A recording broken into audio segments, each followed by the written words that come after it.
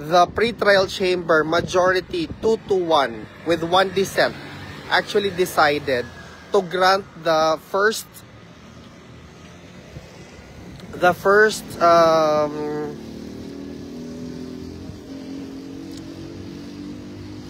request for deferring the adjudication or deferring rendering judgment with respect to the urgent interim release of PRRD. Ano po bang ibig sabihin yan, mga kababayan? Ibig po sabihin, hindi pa nila i-decide on whether they are going to approve or they're going to deny the urgent interim release. In fact, they are going to defer it in order to give an opportunity for the defense team through the lead counsel, Attorney Kaufman, to better defend the former president with respect po doon sa motion ng urgent interim release. Maganda po yun, mga kababayan, kasi mabibigyan po ng pagkakataon ang defense team to argue further with respect sa mga bagong information na binigay sa kanila ng Office of the Prosecutor. Hindi po ito maliit na bagay, malaking bagay po ito kasi mas mabibigyan po ng opportunity ang ating defense team, ang ating dating Pangulong Rodrigo Roa Duterte, na siya po talaga most likely ay mabigyan ng opportunity for an urgent interim release and for mabigyan ng provisional freedom which should be accorded to all of the accused. Mga kababayan, the former president is an accused, not an convicted criminal. Kaya po ako talaga ay sobrang nasisiyahan sa development na ito. Bakit nga po? Kasi po, ako po ay nananalig sa judicial proceeding before the ICC. And this particular development is an indication, is a very vivid example or representation na talagang ang ICC are only making decisions based on the merit. No external pressure should make them decide whether favorable or otherwise doon po sa accused or to the Office of the Prosecutor or to the victims with respect to the case before the ICC. Talagang napaka-importante po na talagang bigyan natin ng pansin ang nangyayari kasi importante po talaga na si PRRD ay mabigyan ng fair trial before the ICC. Talagang yun po ay isang indication, it's very indicative of the judicial proceedings before the ICC. Kaya yung mga tao nagagalit na huwag kayong maniwala kasi ganito ganyan, wala akong pakialam sa inyo. Ang paki ko po ay si PRRD. Ang paki ko po ay yung mga taong naniniwala na mapauwi talaga si PRRD sa lalong madaling panahon. Yes po, mga kababayan, you heard it right. Si PRRD po ay nagrantan through the defense team. They were granted with respect to their urgent request to defer judgment doon sa urgent request for interim release na motion nila. Yes, nag-grant po siya sa parteng yan, and that allowing more time for them to submit more evidence, for them to support their arguments. Bakit po ba si PRRD ay dapat bigyan ng interim release? Bakit po ba karapat-dapat na si PRRD ay mabigyan ng provisional release at tumira under house arrest doon sa host country who actually expressed their willingness to host the former president for the time being? This is a good development with respect sa kaso po ng PRRD. This is a very important note that we still have faith in the judicial process. We still have faith in the judges to look into the matter, that what's happening before the ICC, the cases charged before, filed before the ICC is definitely should go to the fair trial. So napakaganda po. However, na-reject po yung defense request to additional procedural action. Sorry. Hi, to enter the library is here? I'm not sure actually. There. Yeah, sorry. Sorry. So, yung another request po na procedural action, the second request was actually denied. So, it was because mainly it was unrelated to the main issue. The main issue is there was a request, urgent request from the defense team, sinasabi po nila, we were not given this particular information which should be vital in our crafting the motion. Kasi nga, yung Office of the Prosecutor were very much, how do I say that, strong in their statements na hindi kompleto ang pagsumite ng defense team ng kanilang motion to file urgent request for interim release. It is not our problem anymore. The court should decide whether or not complete, how they characterize it or what not. Ang ibig po sabihin noon, nakitaan po ng pre-trial chamber, majority 2 versus 1. What is that? Sinabi nila na, hey, by the way, nakitaan namin with respect to the, although the submission is not complete, as per the Office of the Prosecutor, we are going to give leeway to the defense team to submit additional documents, to submit additional necessary arguments to raise before the court para mapakita overwhelmingly na talagang karapat-dapat mabigyan ng interim release si PRRD. This is a win for the Filipino people. This is a win for the Philippines. That meron pa po tayong laban dito, kaya hindi po ako nawawalan ng pag-asa, mga kababayan. Hindi ako mawawalan ng pag-asa hanggat hindi mapauwi si PRRD sa Pilipinas. This is the beginning. This is the beginning of a positive ripple effects of a positive series of decision that will be favorable to the former president, mga kababayan. So it's very important po talaga na magkaroon pa din po tayo ng paniniwala, magkakaroon pa po tayo ng respeto sa judicial proceedings. Hindi pa ako naririnig. O, tingnan nyo, meron na namang nag-comment na hindi kayo naririnig. So, hindi ako naririnig. Baka sa ano mo yan, ma'am, cellphone mo yan. So, maraming salamat po sa mga nagdadasal. Maraming salamat po sa mga Pilipinong katulad ko na naniniwala na sa PRRD, si former President Rodrigo Roa Duterte ay talagang mapapauwi po sa Pilipinas sa mas lalong madaling panahon. Sa totoo lang, mga kababayan, ito talaga ang pinaka-importante nating ilagay sa ating isip na hanggat hindi pa po nakukonvict si PRRD, he is presumed to be innocent. May pinost po ako, it is important sa atin to spread the word, to spread the word, the good news. The good news talaga na si PRRD actually won a motion, an urgent motion. In such a short period of time, they decided and they agreed sa defense team na sinasabi nila, hey, by the way, hindi namin na-defend na maayos si PRRD kasi merong mga delays, merong mga ganito, merong mga ganyan. Dapat bigyan nyo kami ng pagkakataong mas maibigay pa ang aming mga argumento, mas solid pa. Kasi si PRRD dapat mapauwi sa Pilipinas. Dininig po ng korte, ng pre-trial chamber. 1. So what's wrong? I don't understand why people are actually yapping, why people are actually angry of what seemed to be a positive development before with respect to the case before the ICC. So bakit po ganon? 'Di ba? Yung nagsasabi po na fake news ako, umalis po kayo dito. Kasi I'm pretty sure yung mga nagsasabi na fake news ako, yan yung mga taong ayaw na ayaw marinig ang magandang balita. Yan yung mga taong ganid sa kapangyarihan. Yan yung mga taong sobrang itim ang nasa puso nila na talagang nakikita mismo sa skin nila na sobrang itim ng kanilang budhi. Opo. I am not asking you to believe me, but what I am engaging or what I am actually telling the entire world is the facts of the matter before the ICC. Yan lang po. I am not here to convince you to believe me, but I am here to tell you what's happening before the court. Yan yung gusto nilang mangyari.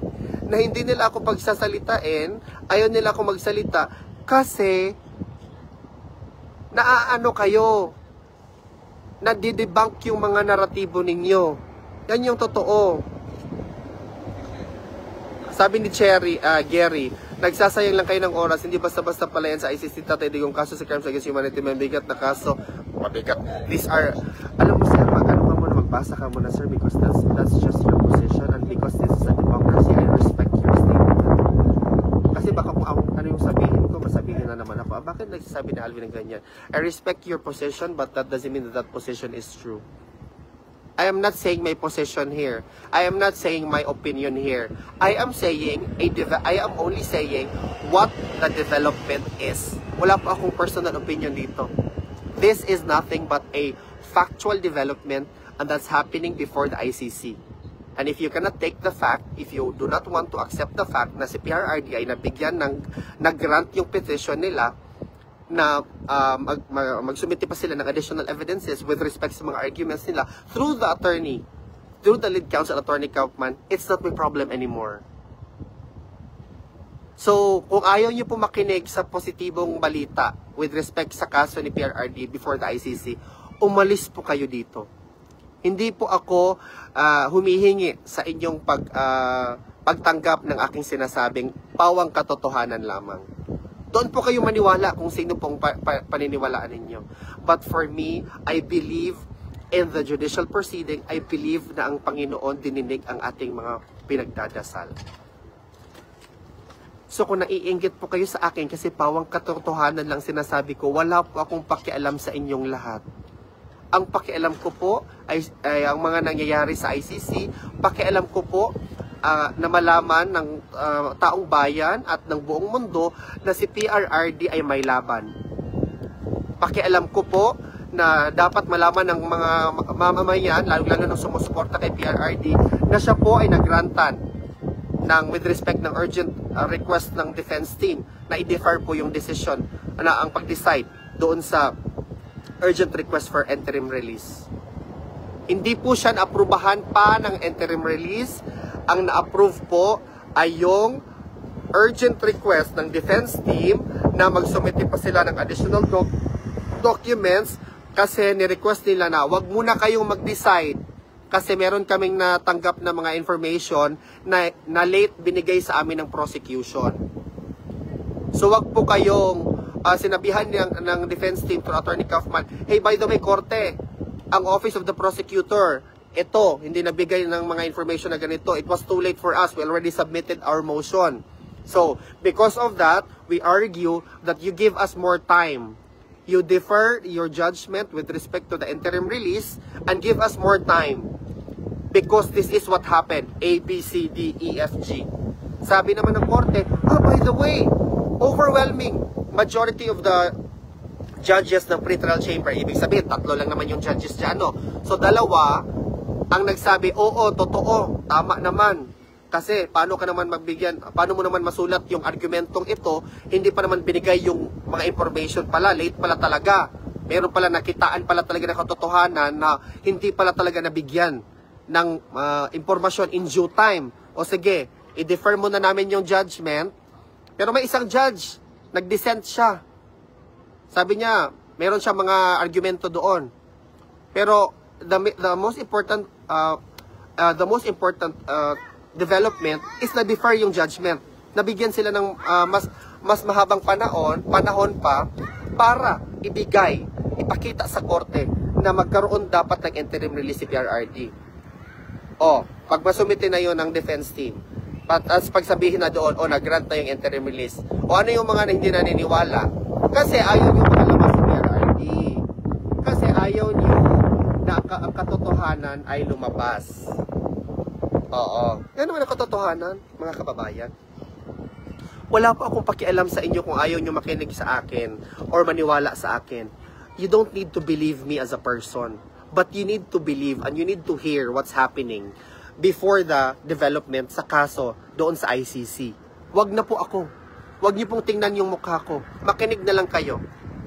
Makinig kayo na ito po ang development, na-grant po ang A, deferment of rendering judgment with respect to the urgent request for interim release. The provisionary release, ang pag-decide po doon, ginrant po ng Pre-Trial Chamber 1, yes, I will give you more time to submit evidence. Yes, I will give you more time to show to convince the court that indeed the interim release should be granted to the former president. Yan po ang katotohanan, mga kababayan. Hindi po yan gawa-gawa ko. Hindi po yan gawa-gawa ng kanino man. This is a development before the court and it calls for a celebration. I'm happy. If you're not happy, leave the platform. If you don't want to hear the good news, go away. If you want to be miserable, fine, go away. This is democracy. Hindi lang po sa inyo ang dapat, hindi lang po sa inyo dapat, hindi lang po kayo pala ang may karapatang magsalita. I will definitely tell the whole world ano po ang nangyayari because everybody deserves to know the truth. Everybody needs to know the truth. The whole truth and nothing but the truth. Not your truth and not my truth. The truth. Yan po ang katotohanan, mga kababayan. Kaya wag po kayong magsabi sa akin na ako ay fake news. I have never engaged or I will never engage in what seem to be others perceive as fake news. Ano pong makukuha ko doon? Basta ako, I'm very happy. Panginoon, maraming salamat po. Dininig po ninyo ang aming mga prayers. This seemed to be the start of the series of decision that should be favorable to the former president. Nag-grant po. Hindi po yan maikakaila. Hindi po yan gawa-gawa ni Alvin Antorisem. Nag-grant po ang petition for deferment of the decision with respect to the urgent request for interim release. Nag-grant po siya. Hindi po yan gawa-gawa. Nag-grant. Kung ayaw mo yung marinig, sasabihin ko ng paulit-ulit. Nag-grant. G-R-A-N-T. The Pre-Trial Chamber 1 approved the motion. You want to characterize this particular development as fake news para hindi maniwala ang tao. Hindi. Nag-grant po siya. Dapat maniwala ang tao. Dapat malaman to ng mga tao. Yes po ang katotohanan. Yan po ang katotohanan. You cannot deny the fact that justice sided with the former president. And it will side with the former president. Because many individuals wishes ill yung former president natin. Because you're afraid of him. Because you're afraid of what he has to say to debunk all of your miserable narratives. Narratives self-serving to your personal interest. Yan po ang katotohanan. Hindi po ako pagdadalawang isip na ipagkalat yan sa buong mundo because that's the whole truth. Hindi po yan half-meant, hindi po yan partly, whole, buong katotohanan. Nag-grant po siya. It's a positive news. I am positively, kahit masakit yung ngipin ko kasi I survived the appointment, but that's the truth. Thank you, Lord, for hearing our prayers, the prayers of the millions of Filipinos. And may you also touch the hearts of those vile individuals, those hateful individuals who wishes ill, those who only want nothing but the truth to prevail. Mga kababayan, maraming salamat po sa inyong pagdadasal, sa inyong hindi pagbitiw sa laban nating ito. Yan po ang katotohanan. Yan po ang katotohanan, mga kababayan. Yan po ang buong katotohanan. Nag-grant po siya. And everybody needs to know. Nag-grant po siya. It's not a fake news. Hindi po siya gawa-gawa. Nag-grant. Aprobado po. Magkakaroon po ng time ang defense team para magsumite ng additional documents to support their arguments that the interim release is not a matter of legal strategy that will be availed of the defense, but it is a matter of right, most especially if a continued detention of the former president no longer serves its purpose. Because an interim release becomes a right if the continued detention is no longer necessary. that is a prevailing truth and that is a fact under the Rome Statute. So what's wrong with those people who are not actually sharing this good news to the whole world? Why are you gatekeeping this? Why don't you want the entire Filipino people who loved and support the former president to know this? The whole truth and nothing but the truth. Why do you want to gatekeep this information? Why do you want to label somebody who's only objective is to spread the good news? Yan po ang katotohanan. Kasi gusto nyo kayo lang ang merong naratibo. Kayo lang, you're the gatekeeper of the truth. You are no longer the gatekeeper of the... You are not only the gatekeeper of the truth. You are not only the gatekeeper of the news. Everybody who is governed with their ethical behavior and their moral behavior and a moral compass should speak up, should challenge, should tell the truth to the whole worldwide community of Filipinos. Yan po ang katotohanan. It is a good news. It is a matter of principle to go against the tide of individuals who want to bury this particular information. I will never bury this information. I will never bend to those powers who only wishes to silence a dissent, a valid dissent, which should be practiced in any democratic society. Wag na wag ninyo akong sabihan na fake news ako. Nag-grant po mga kababayan, i-share nyo po ang live. Ipakita po natin sa buong mundo na ang pagmamahal natin kay former president ay hindi lang through the hard times, but especially the good times. And this is a good time. A good time to be very happy and to be very proud of our Filipino identity. Yan po ang katotohanan. This is the moment for the Filipinos to rejoice in what seem to be other people referred to as small wins. Small wins, big wins, it's still winning. It's still a positive development. Yan po ang katotohanan, mga kababayan. And I don't give a damn if you do not like me. Perhaps our feelings are mutual.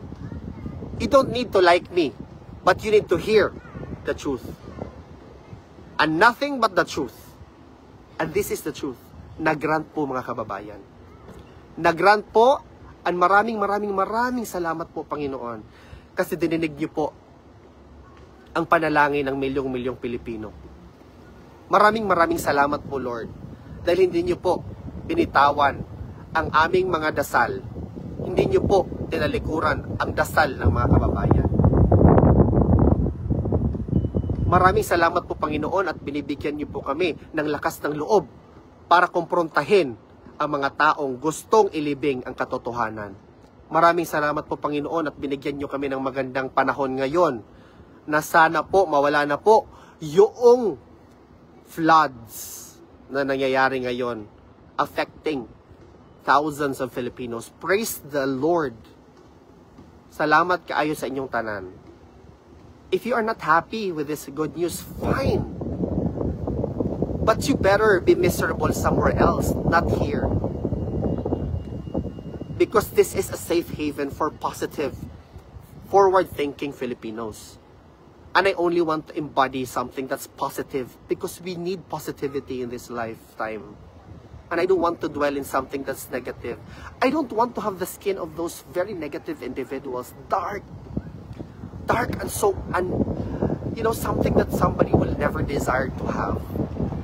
If you want to be miserable, go somewhere else, not here. This is again a safe haven for people who believe and who will continue believing that day where the former president will be released and will be free will arrive sooner than we expect it to be. Yan po ang totoo, mga kababayan. At yan po ang dapat nating panghawakan bilang mga Pilipino. Panghawakan natin at hindi po dapat natin kalimutan, tayo ay isang soberanyang bansa. Tayo ay malayang mga mamamayan. At tayo ay may karapatang dinggin ang anumang mga kaso through our local courts. And we must believe in our perfectly working judiciary. Yan po ang katotohanan. So, yun lamang po. Because I'm very excited. I'm very excited. I cannot even keep the excitement within me. Because I want to share the good news to everyone. I want you to be happy and to rejoice in what seem to be referred to as others as small wins. But to me, this is still winning. And we deserve to win.